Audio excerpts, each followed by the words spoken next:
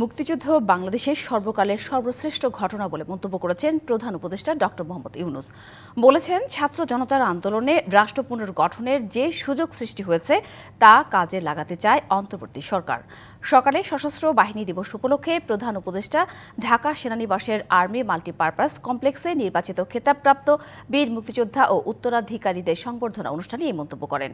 মুক্তিযুদ্ধে অবদানের স্বীকৃতিস্বরূপ বীর মুক্তিযোদ্ধাদের বিভিন্ন সুযোগ সুবিধা চলমান রয়েছে উল্লেখ করে প্রধান উপদেষ্টা বলেছেন, ৫ই আগস্ট ছাত্র জনতার বিপ্লবের মাধ্যমে এক নতুন বাংলাদেশের সূচনা হয়েছে। এই নতুন বাংলাদেশে সব মানুষের দায়িত্ব একটি বৃহত্তর পরিবারের বন্ধনে আবদ্ধ করা।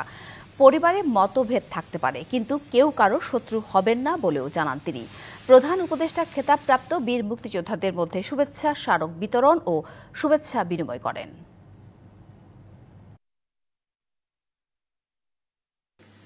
বীর মুক্তিযোদ্ধাদের আনুষ্ঠানিকভাবে সম্মান জানানোর ক্ষেত্রে সশস্ত্র বাহিনী বিভাগ, নৌ ও বিমান বাহিনী যে উদ্যোগ প্রতি বছর নিচ্ছে তা নিঃসন্দেহে প্রশংসনীয়।